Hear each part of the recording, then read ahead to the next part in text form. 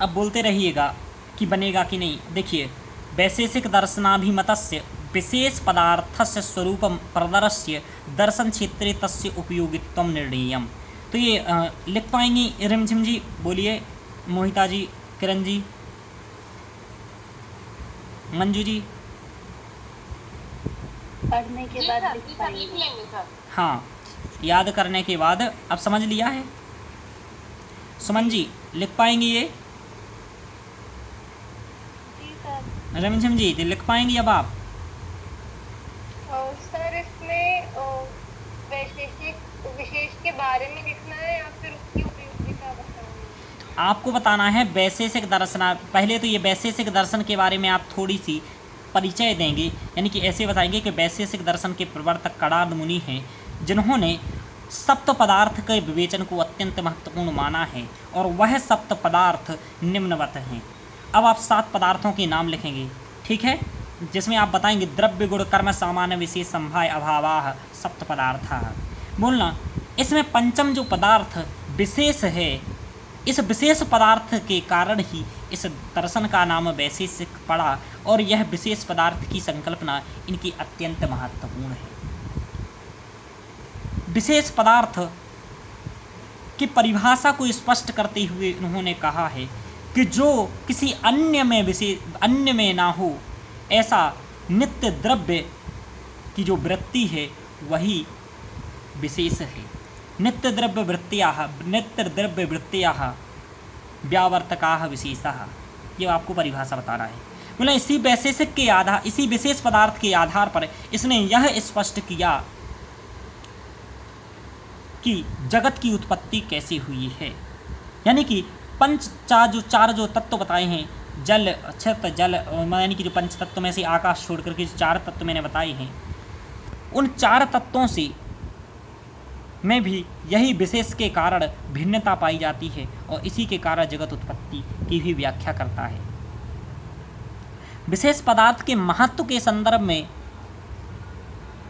यह है कि, और इसकी उपयोगिता भी यह है कि यह परमाणुओं में भिन्नता को प्रदर्शित करने, किन्हीं 2 वस्तुओं में भिन्नता को, अंतर को बताता है। परमाणुओं में देखो, परमाणुओं में अंतर बताता है, 2 वस्तुओं में अंतर को स्पष्ट करता है। संसार में व्याप्त कई सारे पदार्थों में भी भिन्नता को दिखाता है, और निष्कर्ष स्वरूप में यह विशेष सृष्टि उत्पत्ति,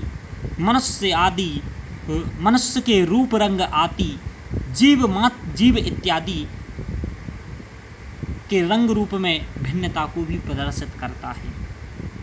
और इसी कारण, इस विशेष पदार्थ के कारण ही वैशेषिक दर्शन को अत्यंत महत्वपूर्ण माना जाता है, और इसके यह विशेष पदार्थ की कल्पना वैज्ञानिकों के काफ़ी सन्निकट रहती है। तो यह आपको बताना है। लास्ट में कहना है, इसी कारण, इसी विशेष पदार्थ की विवेचना के कारण ही कणाद ऋषि के प्रशंसा में कहा जाता है, कणानम पाणनीयं च सर्वशास्त्रोपकारकम। समझ में आया? आप भी इसी को लिखते जाए तो लिख पाएंगे रिमझिम जी? कोशिश करिएगा, नहीं आएगा तो मैं बताऊंगा, फिर से सुधरवाऊंगा, आप लिख पाएंगे। समझ में आ रहा? अच्छा, जो कंटेंट बोला वो मैंने नोट्स से ही बोला है ना इतना? जी सर। तो यही आपको लिखना है। ऐसे ही आपको सामान्य पदार्थ पर ये जो बताया है इसके बारे में बताना है कि वैशेषिक दर्शनाभिमतस्य सामान्य पदार्थस्य स्वरूपम प्रदर्शन दर्शन क्षेत्र उपयोगिता।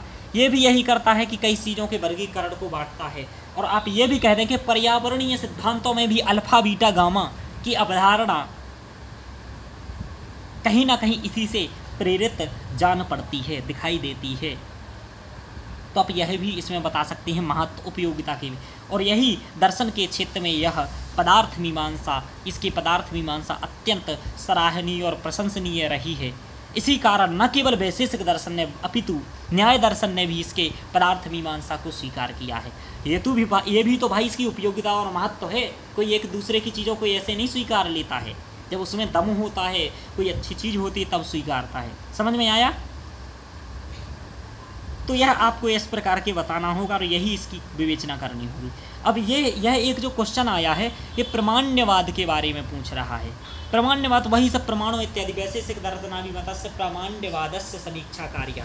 यह देखो प्रामाण्यवाद यह बहुत ही एक मतलब एक प्रमाण टाइप का कि प्रमाण से लेकर के ही ये एक सिद्धांत है और एक बहुत ही आउट ऑफ सिलेबस, ये पता नहीं कैसे पूछ लिया गया।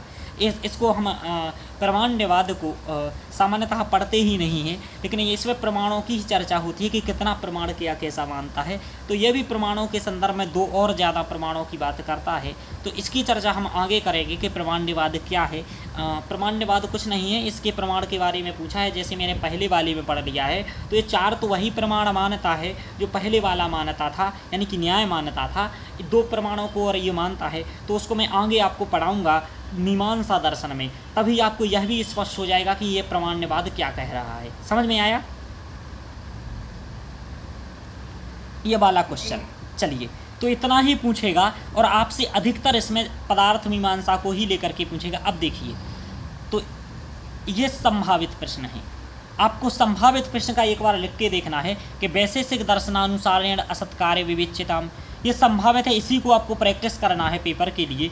वैशेषिक दर्शनानुसारम परमाणुवादस्य विवेच्यताम, वैशेषिक अनुसारेण अभाव पदार्थ सत्य व्याख्याताम, वैशेषिक दर्शन से अनुसारेण ईश्वर विचार कहा लिख्यताम, वैशेषिक दर्शनानुसार सप्त पदार्थ संक्षिप्त परिचय पूर्वकम व्याख्याताम। कल सभी लोग इस पेपर इसको लिख करके मुझे भेजेंगे। समझ में आया? जी सभी लोग कोशिश करेंगे।